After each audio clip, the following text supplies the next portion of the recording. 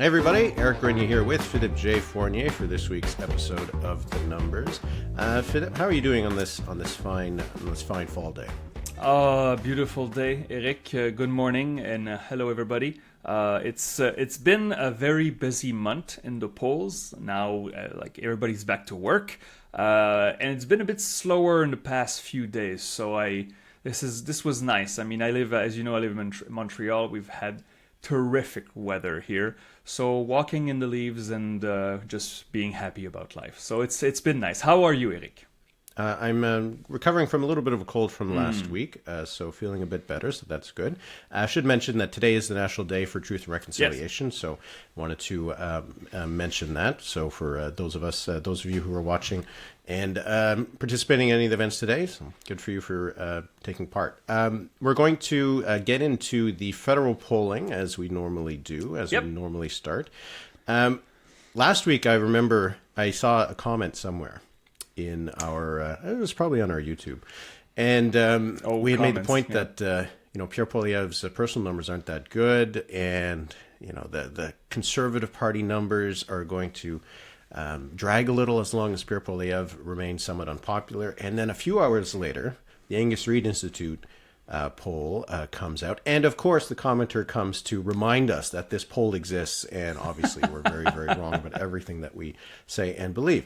Absolutely. So that's that's how it goes. I mean, there's always going to be a poll that comes out just after we finish recording, and that's not always going to be exactly aligning with what we had just said. But we did get those federal numbers from the Angus Reid Institute, had a 3-point lead for the Conservatives. Yep. We saw some numbers from Liaison Strategies, had a 6-point lead for the Liberals. And then this morning, we got the new Nanos weekly tracker, and it now has the gap between the Liberals and the Conservatives at just 4 points. That's right. So, Philippe, your impressions of these new numbers?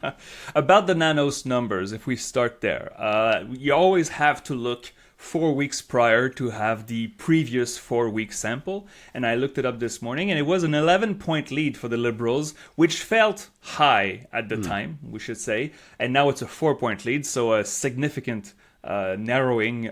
Maybe it was like the low tide, and now we're not at a high tide, but we're close to the water level with Nanos research. And as for the Angus Reid Institute, well, they see no significant movement compared to their previous poll earlier in September. It was late August, early September. The Angus Reid Institute had a 2-point lead for the Conservatives. Now it's a 3-point lead, so no movement. But as you said, what's so interesting about this poll is, well, you look at the regionals, you see a tie in Ontario, a 6-point Conservative lead in British Columbia, and the Bloc having caught up to the Liberals in Quebec. Now, we should state that other pollsters do not see this in Quebec. But if you take those numbers from Angus Reid, it's a Conservative victory. Maybe a minority, but still a Conservative victory. But in the same poll, Eric, you have impressions of the leaders. And Pierre Poilievre has a minus 23 favorable. In the best poll right now for the Conservatives, 3-point lead over the Liberals, you have Pierre Poilievre favorables 36% favorable, 59% unfavorable, so minus 23. And you look at the regionals and the demographic breakdown. Basically, it's only Saskatchewan, Alberta, and Conservative voters who have a favorable view of Pierre Poilievre.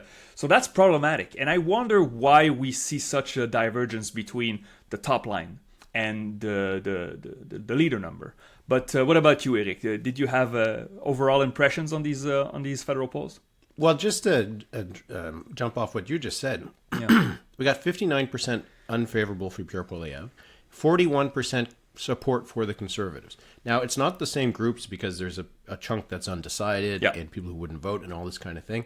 But if we take a kind of a simplistic view of it, this would suggest that the Conservative Party is more or less getting all the support of everybody who does not have a bad opinion of Pierre Poilievre.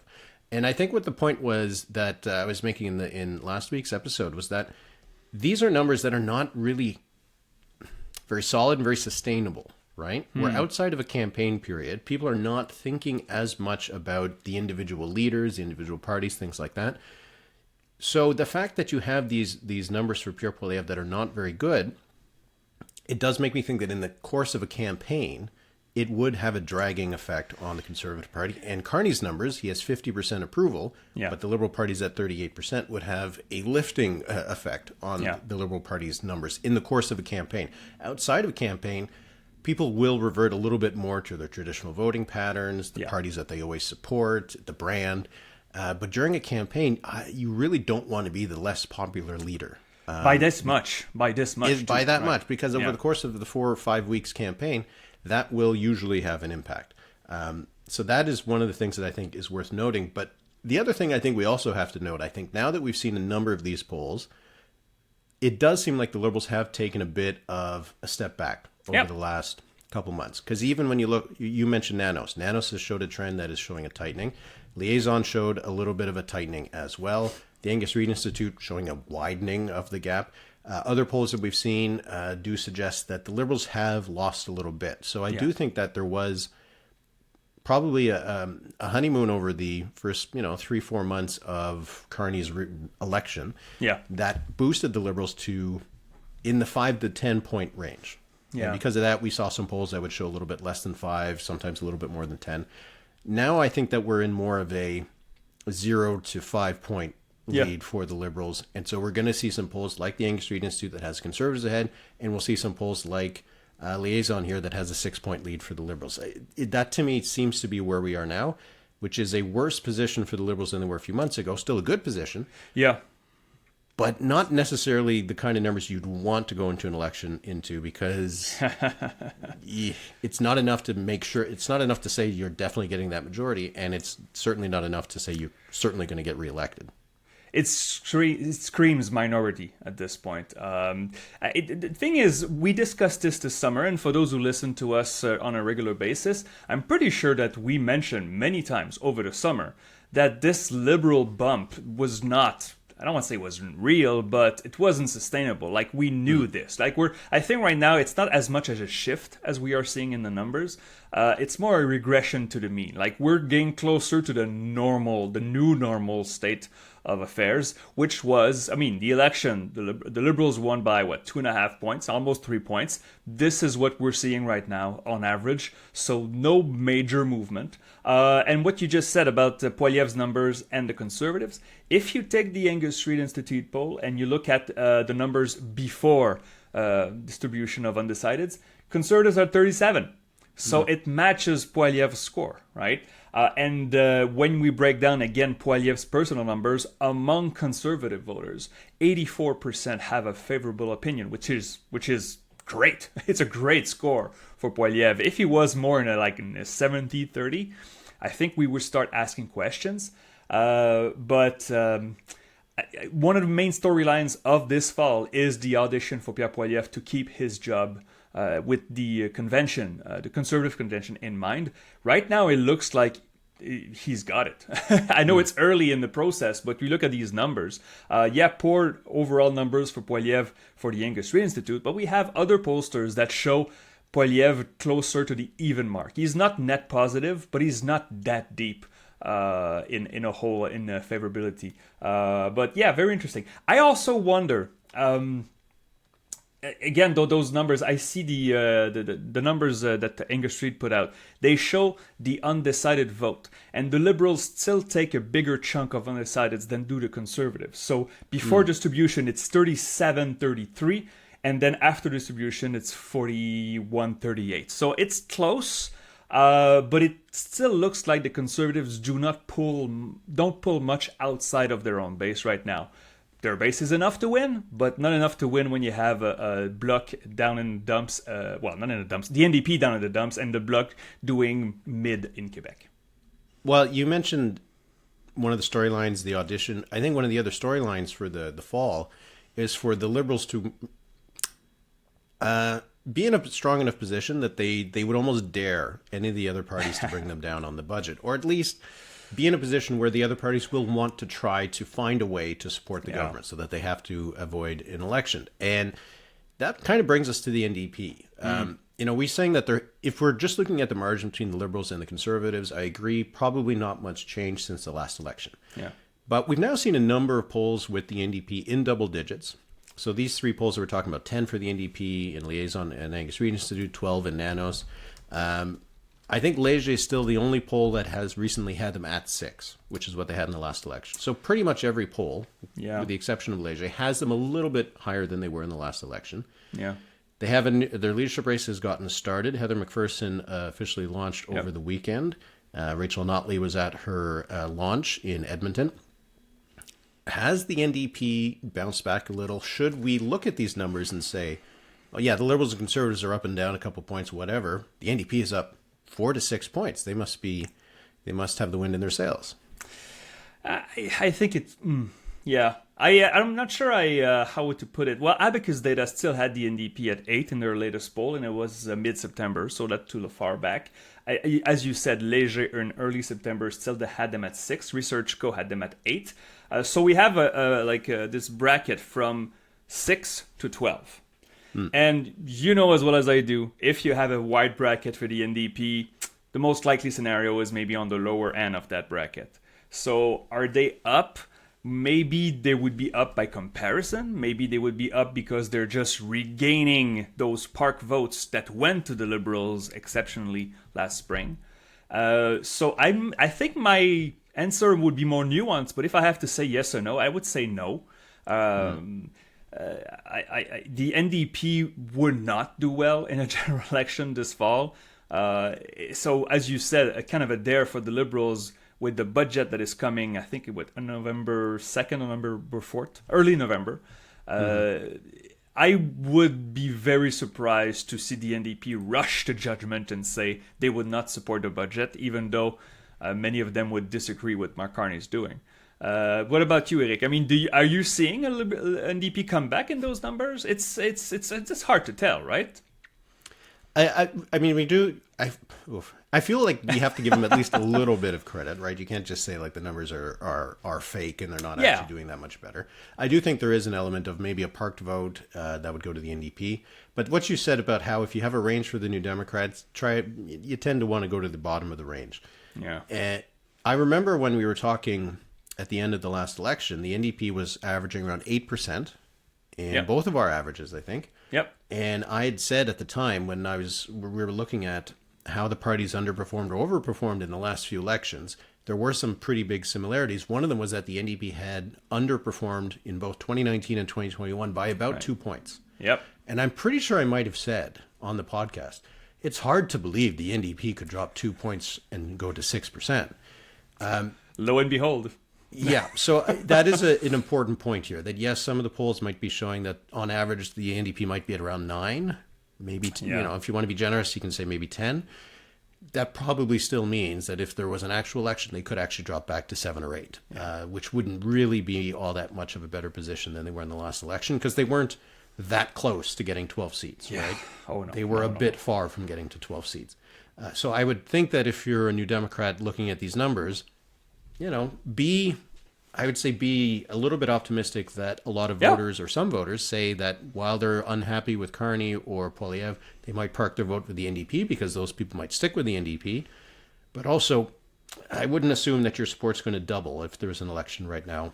No. And you'd get those 12 seats. So I still think there's going to be a lot of pressure for the NDP to at least not force the government into an election campaign, because I still think that they would be at risk of not getting official party status and just finding themselves further in debt.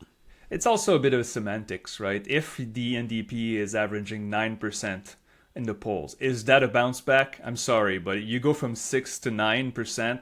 Okay, maybe it's 3 points more. It's 50% more than what you had. It's not a bounce back. Unless I see the NDP averaging between 12 and 15, then I will talk about a bounce back. But now their very best poll is 12.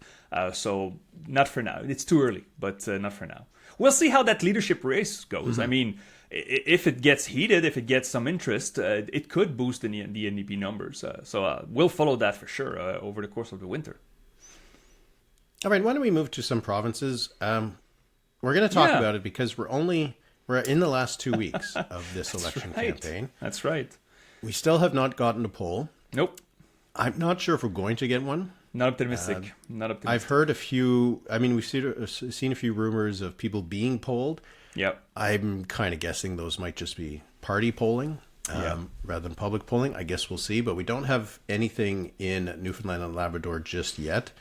I've been following the campaign pretty closely, watching some of the news from, especially from NTV. They got nice little capsules of the campaign every day, so I've been watching that, keeping track of it. As a campaign, it seems very. We don't want to be mean. No. No. It's a campaign that does not have a theme. Yeah. Every day, we're seeing John Hogan of the Liberals, Tony Wakeham of the PCs make a new announcement. That is pretty much what the other leader could have also said. Yeah. We're going to invest in snow clearing. We're going to invest in recruitment of nurses. We're going to invest in new healthcare services here. We're going to help students over here. It's just little promises every day of an extra couple million here or there for this particular community. And I've made the joke on the writ, and I've seen it elsewhere as well, to the extent that the lecterns for both Wakeham and Hogan have had the exact same phrases on it. Safer communities was one of them. Yep. Better healthcare was another one. Who doesn't want that, right? Exactly. But they're both promising it. So there's really not much differentiating the two parties in this campaign. There is the fact that the Liberals have the Churchill Falls MOU with Hydro-Quebec. That's a big deal. Yeah. But aside from that, it is just kind of like there's no theme. I can't find like an overarching theme in this campaign, which is tough to follow. Yeah, it's tougher to follow, but maybe it means that it's just about leadership. Like, whose team do you think can better do the job? It's not out of the question. But I have a question for you, my friend, about this election. So there's a lady. Her name is Alison Coffin. She's running in 2 different districts. Now, I'm not a history buff, as you know, but what's that about? Like, how did that happen? I thought this was like a 1900 things that we don't do anymore. Yeah. Well, it is. So Alison Coffin is the former leader of the NDP, and she is running as an independent in 2 districts, neither of which are where she ran before. So I don't think she has a huge shot of winning them. Okay. It's as simple as this. There's no rule in the election law against it. It doesn't say that you can't run in 2 districts. It doesn't say that you can run in 2 districts. But in the absence of a rule against it, she's put her name forward in both of them, and everyone's like, I guess you can. And that's it. She's running in 2 districts. Apparently, the last time this actually happened in Newfoundland and Labrador was like way before Confederation. It was like in the 1860s or something. We saw it in Canadian elections pretty frequently, especially party leaders. Party leaders would sometimes put their name on in two district or ridings so that they would have at least a shot of getting in. Like MacDonald did it and Laurier did it. Yep. And then once they got elected, if they got elected in both, they'd have to choose between one of them. And then there would be a by-election in the one that they decided not to represent. Here, they're not even sure what would happen. If I don't think she'll win either of these. I think that's unlikely. Yeah. But if she did, it's an open question whether she could represent both districts. All the stories I've seen have asked like Elections Newfoundland and Labrador about it, and even I think the House of Assembly, and they're like, we're going to have to look at it. Yeah. So my God. It does seem like the province needs to just include one little line in their election law, which I think I saw someone post how Elections Quebec or Quebec election law has it. You cannot run in two ridings. Okay, yeah. Seems like an easy fix. Maybe this will force it to happen. She says it's part of her kind of message that Elections Newfoundland and Labrador has to change. There has to be changes to the election law to modernize it, but it's just a bizarre little thing. So it's not because she's independent. It's just not forbidden to do that. Exactly. Okay. That's another thing that I find really funny. The NDP has not... they're running a full slate of candidates this time, and they didn't do it in the last 2 elections. I'm wondering if now they're thinking, hey, we should have just ran our leader in like 10 different districts, and there you go, we got our full slate. It's just, she could have, like, it again, there's no reason that you can't do it as a party. Maybe the parties could have bylaws or something like that. I don't know. But anyway, it's just a little bit of an old-timey thing that's happening here. So there are 9 independents running. There's 9 independents on ballots. 8 people our independence. That's right. Okay. in the election. Wow. Well, we're waiting for a poll. Again, not sure we're going to see one. I can tell you that I said that before. I reached out to some pollsters and they were frileux. How do you say that in English? Frileux. They were very cautious. A little skittish. Yeah, nervous. skittish. They didn't want to do it, and so that's okay. But next week will be 1 week away from the election. Perhaps we'll have some last minute polling. I'm surprised we haven't seen leaked numbers. If you're doing well, perhaps you want to leak the numbers, but perhaps you don't want to leak the numbers because that would show overconfidence. I don't know, but perhaps we'll see something. If you want to leak the numbers, do it to the Numbers podcast. That is right. Give your poll lots of attention, and just another bizarre nature of all of this. You know where we have gotten a poll recently? Tell me. Yukon. Yeah, well, that was an internal poll, though, right? That was. But, yeah. Well, it's an internal poll. It's an internal poll done by the Yukon Party, and they put it out in a press release. It's not leaked. It's just like literally like here's a public service to show that we're up in the polls. I don't know. Wow. It's a Leger poll, so it's a legitimate survey, but that's right. I don't know. It's a little fishy to put out your own poll like 2 months before Election Day. I'm not sure if I support that. Momentum. That's right. Speaking of weird polls, how about Alberta? Yeah, that's right. Yeah. Oh, man. Oh, Alberta. Again, we keep talking about Alberta, and it's so interesting. Let me roll you through it, Eric, if I may. So, Cardinal Research. It's a new firm. We haven't seen much of them, but they did polls during the federal election. They did okay in the Saskatchewan election last fall, which very few pollsters did okay in that election. They had a bit of a miss in the Nova Scotia election, but they have this new poll. They did 2 waves of this poll with the same sample. The first one was basically just voting intentions, the UCP, the NDP. They included the Republicans, which Leger had done in its summer poll in Alberta. And then the second wave was, okay, now just imagine the Alberta Party really does become the PCs. It's a comeback for the progressive conservatives, which have ruled Alberta for 4 decades. And then the numbers get really, really weird. Okay, so the numbers. First of all, without the PCs, 43 UCP, quite low. 36 NDP, a bit low, but close to the average. 11% for the Alberta Republicans, which there were 3 by-elections this summer in Alberta, 2 in Edmonton where the Republicans got marginal results, but they did have 18% in Olds, Didsbury, Three Hill. So that's interesting. Eric, your thoughts on these numbers? Are the Republicans for real? Are we seeing, because we've seen between cycles, we've seen these little parties, like we saw the Whip, right? Right. Come in a few years ago and just die out in time for the election. Is this for real, according to you? Well, 18% is interesting that they got that in the by-election, because that's also what they had in this poll in the rural areas outside of Edmonton and Calgary. So it's not a number that seems completely pulled out of the air. It does still seem a bit high, because that was probably one of their best potential ridings they got 18%. So, they should probably be a bit lower. But, you do kind of see that this has, if this amount of support is real, we'll have to see it from more polls, because you mentioned, Leger mentioned it, but this was like before the summer by-election, right? So it was still kind of early in that. The UCP here does seem to have taken the biggest hit from the Republicans being at 11. But because it's all in rural areas, it probably has almost zero impact on the seat math. Maybe a couple marginal ridings in Calgary and that kind of thing. But just to see this poll with that much support for that party, I don't know. You've often said you think Daniel Smith will go next year. Yeah. If we start seeing more of these polls that have the Republicans in double digits, maybe she doesn't risk it. I don't know. But I still need to see this corroborated, right? Because it's a firm that, we haven't seen much from, and this is a new number that we haven't seen from anybody else. So we kind of need to wait to see if it gets corroborated. But I just think that the hypothetical numbers are just too much fun.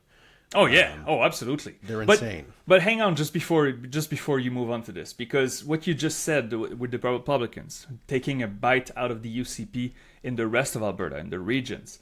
In the rest of Alberta, in that poll, we have 37 UCP, 25 NDP, which is pretty much what they had in the election, around 25% outside of Edmonton and Calgary, and Republicans at 16. Oh no, sorry, this is the with undecideds. With the undecideds, 43, 29, 18. This is still a massive victory for the UCP, right? Mm-hmm. Calgary is 48 UCP, 33 NDP. So how many seats for the NDP is that in Calgary? A handful, maybe? They probably lose some, yeah. Yeah, and so this is not a competitive... If that's the case, we have the UCP with a third majority, so I don't think Madam Smith would lose sleep over this. But we'll see and you will see if it's corroborated, as you said. We need more Alberta polling with the Republicans. So you were saying the hypotheticals with the PCs. Why don't you go through it? So. Yeah, I mean, it is a big if. The Alberta Party wants to change its name to the Progressive Conservatives. Elections Alberta may or may not let them do that. The UCP is going to try to stop them. They have 2 former UCP MLAs who would probably join the new PC caucus, so at least it would have a little bit of something. But we're talking about a party that would go from very little infrastructure to suddenly being like a province-wide party. Anyway, the poll does, with the assumption that the PCs are a real deal, 30 for the NDP, 28 for the PCs, 25 for the UCP, and 11 for the Republicans. And my favorite result from this was, if I remember correctly, the NDP would still be doing well in Edmonton. They'd probably sweep. Calgary would be a bit of a fight between PCs and the NDP. But the rural areas were more or less 25, 25, 25, 25. Yeah. I have it here. It's 27 UCP, 25 apiece for the NDP and the PCs, and the Republicans at 19. So that would be hell to model. It would be fun to follow, but to do a modeling of this would be just my God, it would be hell. But yeah. But you know what this looks like? This looks like early 2015. 2015, yeah. Which we didn't believe. Well, not we, but many people said, well, that's not happening. The NDP doing well in Red Deer, what are you talking about? This looks like 2015. So yeah, with the PCs and the UCP taking the place of Wild Rose and the Republicans also in there. I don't really know how to quantify it. There used to also be the Liberals, which would take like 5-10% of the vote. But we'll follow to see if this is going to be something real. If it is, then the next election could be pretty wild. I'm not sure. Well, with 2 new parties, one in the middle-ish, and one on the right and being separatist. Was also one thing, the Alberta Party, it's been dead for a while, right? It's the last non-NDP UCP party to win a seat.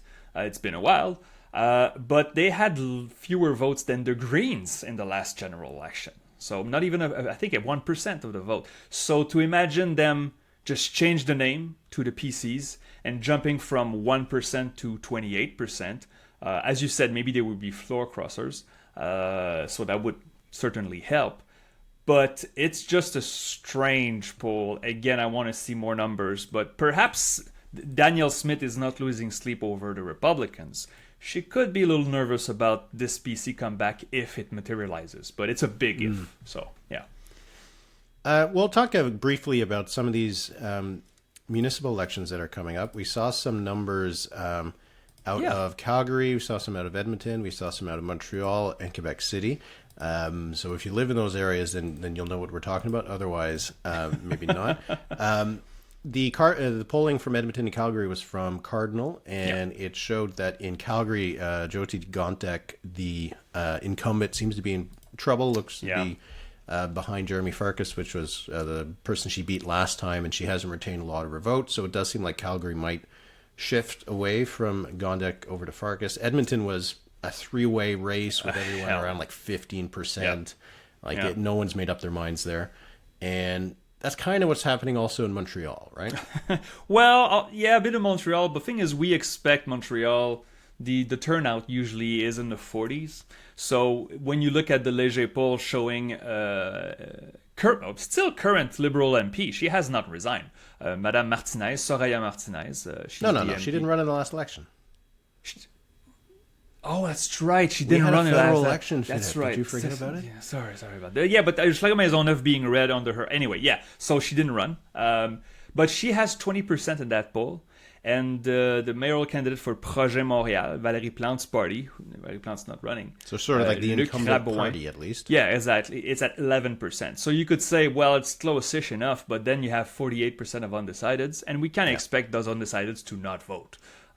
So it looks like Madame Martinez should be considered the pretty big favorite at this point. It's only one poll, but it's Léger and it's in Montreal. And if you look back at the past mayoral polls in Montreal, Léger was really good. So that's what we have to say about that. We have Craig Sauvé, new party, Transition Montréal at 6%.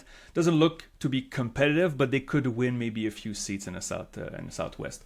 And Quebec City, well, Quebec City, Bruno Marchand, the incumbent, is leading former provincial cabinet minister Sam Ahmad. It's 27-20, with about a third of voters undecided. So we'll follow that. But in Montreal and Quebec City, looks like this race, there's a clear favorite. In Edmonton, you mentioned Walters, Knack, Cartmel, the three main front runners. 15, 13, 13 in that poll. So who the hell knows, right? Yeah. Very interesting. Yeah. So we'll follow that. That's in October and November. We also got some other municipal elections happening in Newfoundland and Labrador next week, next few days. Yeah, I know. They have a municipal and a provincial campaign at the same time, but not on the same days. Wow. Which is kind of weird. Yeah. So anyway, so that we'll touch on some of those results. Speaking of touching on results, we got Ontario polls. This is the province that is the least needing to be polled and is getting the most polls. We got numbers from Main Street Research and Abacus data, and I'm just going to go through the numbers. Yep. These two polls had the PCs between 48 and 52, pretty good. The OLP between 24 and 29, not so good. And the NDP between 12 and 14, which is quite poor. Yeah. Add it to the pile, add it to the chart, and we can talk about it in a couple of years, I guess. Yeah, absolutely. Or in 2 years when Doug Ford goes for a fourth straight majority. So we'll see. All right, my friend, you said you had a quiz. We have a quiz. So last week's quiz, which was kind of hard, but you did okay. Was really popular. I had many good comments, and it was fun also to explore political figures with hints that you have to guess who the hint leads to the person. So I have the same format here. Okay. 4 politicians that can be provincial, federal, or both. And I have 3 clues per. So 3 points if you get it on a first clue, 2 points if you get on a second clue, 1 point if you get on a third clue, 0 if you don't. And I'm going to put the threshold at the same mark because I think it's fair. So maximum of 12 points, gold is 9, silver is 8, bronze is 7. Is that clear enough for you? That is. I got 6 points last time, so I'll try to get on the podium this time. You got 5 last time. So, but I got 5? Yeah, you got 5. Yeah, sorry. Yes. It was not the podium anyway. But all right, let's do this. Eric, first person, first clue. This athlete and politician was born in 1900. Before entering politics, this man won the Grey Cup, the Memorial Cup, the Stanley Cup twice, as well as various lacrosse, boxing, and wrestling championships. Throughout his career, he was nicknamed the Big Train. This success in all these sports was recognized by many Hall of Fames, including hockey, and this man was named the Canadian Athlete of the Half Century by the Canadian Press. There is like an award that's given out that's named after him. So it's once again just like it was with Red Kelly last week. I know who you're talking about, but I'm not sure if I remember his name. Was his last name Conacher? You know what? If you get the last name, I'll give it to you. Yes, it's Conacher. Yes. That's right. What was his first name? Lionel Conacher. My God, how did you get that on the first clue? Well, was it the Canadian Press the hint that gave it to you? Because the Canadian Press... I've heard of this guy before. Yeah. I'll give you the other clues just for fun, but you got the 3 points. Impressive. Yeah, it was impressive. He entered politics in 1937 when he won the riding of Brackendale as a Liberal in the 1937 Ontario provincial election, the last election the OLP would win until the 1980s. During that time, he served as a chairman of the Ontario Athletic Commission. He also served as the sports director for the Royal Canadian Air Force during World War II. That was the second clue. And the third clue was he then ran federally and won the Toronto seat of Trinity, again as a Liberal. He was re-elected in 1953, and he died the next year during an annual softball game between MPs played on the lawn of Parliament Hill. So according to the story, he hit a triple, he ran to third base, and then he had a heart attack, then he died. Oh my God. So the big train, Lionel Conacher, great athlete of the first half of the 20th century. Congratulations, Eric. You get 3 points on this. Wow, he lived and died by sports. He sure did. But that's impressive. Memorial Cup, Stanley Cup, and Grey Cup. That was okay. That's quite an athlete. Okay. Second person. This person was born in Carnduff, Saskatchewan in 1908. After a career in provincial politics, this person was appointed to the Canadian Senate by Pierre Elliott Trudeau and is still to this day the only Socred ever to serve in that body. Oh, interesting. So Saskatchewan, but provincial politics is a Socred, so it wouldn't have been from Saskatchewan. So he would have been probably from Alberta. Oh man, I kind of think I know who you're talking about, but you have a free guess per clue. So by I don't know, Ray Speaker. Unfortunately not. Second clue. At the 1961 Social Credit Federal Leadership Convention, this person said that Alberta would never accept Francophone Catholic Réal Cahouette of Quebec as the party's leader, even though Cahouette led the party's strongest branch east of Manitoba. He used his standings in the party to help Robert N. Thompson win the leadership. Oh, it's Ernest Manning. It absolutely is Ernest Manning. There you go. Yes, he was named to the Senate. Yeah. By Pierre Trudeau, reaching across the aisle. We kind of assumed that those two men did not have much in common in terms of politics. But yes, Ernest Manning. The last clue was this person won 7 consecutive majorities as Premier of Alberta, and only once did he face more than 10 opposition MLAs. So, he basically won easily every time. Ernest Manning, of course, and good for you. It's funny when we think about how like Alberta and Quebec are often at odds with each other. They've sometimes been allied with each other. Yeah. Like Lougheed and Barrasso or Levesque would sometimes get together to try to go against the federal government. It's funny to think that the Social Credit Party at its height, its two branches were Quebec and Alberta. It's just find a right wing party, and the two provinces that you'd say would be the cornerstone of it, you wouldn't have guessed it was those two together. Okay, so you're at 5 points out of maximum of 6. So you're doing very well, very close to that medal. Third person. This man was born in Neville, Saskatchewan, or Neville, Saskatchewan, in 1917. After years of running the family business, he joined the Cooperative Commonwealth Federation and entered politics as a city councillor in Moose Jaw. In 1945, he ran and won the federal riding of Moose Jaw for the CCF.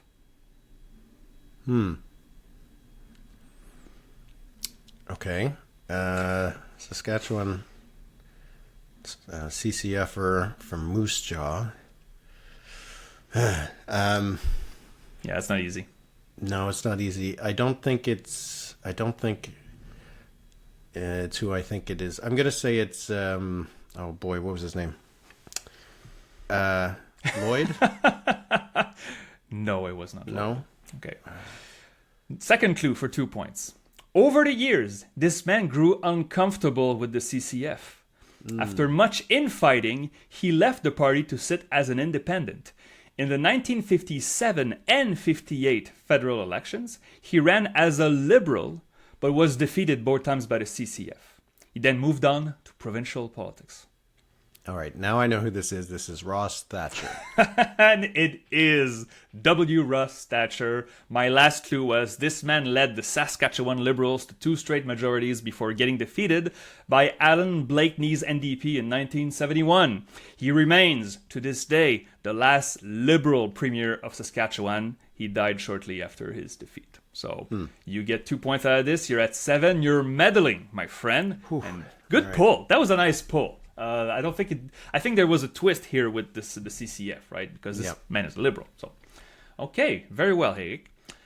Can you get gold on this one? If you have 2, you get gold.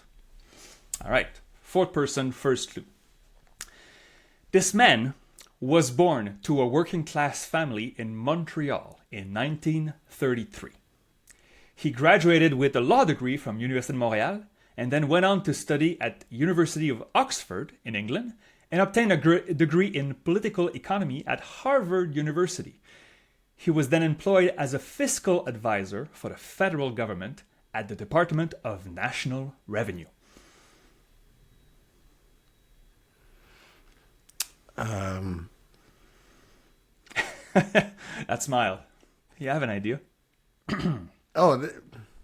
Is that Robert Bourassa? Oh my God, Eric! Yes, it is. How do you know that? I read a biography of him recently. He worked in Ottawa for a few years for the Feds. Wow, so you get 10 points out of this quiz. A gold! Let me give you the other clues. I thought you were gonna get this on a second clue. He entered politics in the 1966 Quebec election, where he was elected in the Montreal riding of Mercier, right? Central Montreal. And then the third clue, he led the Quebec Liberals to 4 majorities at the National Assembly, although not consecutive. You would have gotten there, I'm sure. But Robert Bourassa is the right answer. That's unbelievable, though. But good for you. You get over gold. You get a point over gold. So maybe you're banking points for the next quiz. Good for you. Yeah, I think that's it. Now I'm going to suggest this meant I actually got on the podium last week. So thanks very much, Philippe. Okay, number of the week. What do you got? Do you want to go first? No, you go first. Okay, so my number is it's more of a range. Okay. It's 58 to 60%. So this was the share of the vote that the federal Liberals got from supporters of provincial NDPs in Western Canada in the last election. So this is from a post-election election study that was put out by PoliScience, which is kind of a wing of Poilievre, that they found that during the campaign and in the end of the campaign that the Liberals were getting between 50 and 60% of the vote for people who would vote for the NDP provincially in Western Canada. So I think this is a pretty significant number. Yeah. It shows how the Carney Liberals really did expand their tent to include lots of people who might not necessarily be on their side. But it also kind of reemphasizes the trouble that the NDP is in, because the NDP was getting somewhere between around 25% of their own kind of provincial party supporters. Oh my God, yeah. So it just shows how much more work they have to do to get those people back, to make those links back with those Western Canadian voters who are very happy to vote orange at the provincial level, but most of them, the majority of them, did not vote for the NDP in the federal election. So I thought that was a really interesting finding from PoliScience Poilievre. Yeah. I mean, it's not surprising because we saw the results of the election, but they have hard data on this. Yes, absolutely. It's fascinating. Good pick. I'm going to go for a different kind of number here. My number is 1 for One BC. Now, this is the upstart right-wing party that basically challenges John Rostad's Conservatives in British Columbia.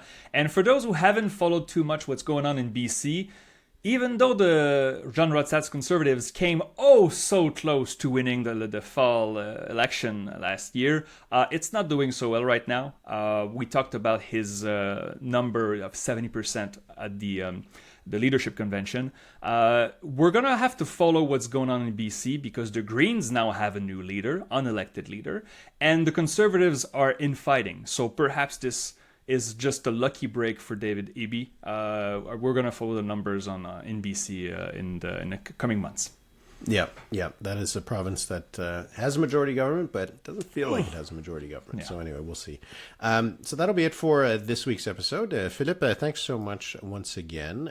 We are going to do a special episode later this week, so if you want to listen to that and you're not already a member, you can go to thenumberspod.ca to support us and listen to that episode. You also get early and ad-free access to the episodes every week.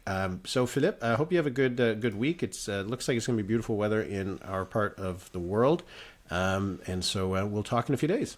I can't believe you got Conacher and Robert Bourassa on a first clue. That's crazy, man. All right, have a great week, everybody. Merci beaucoup tout le monde. Merci beaucoup, Eric.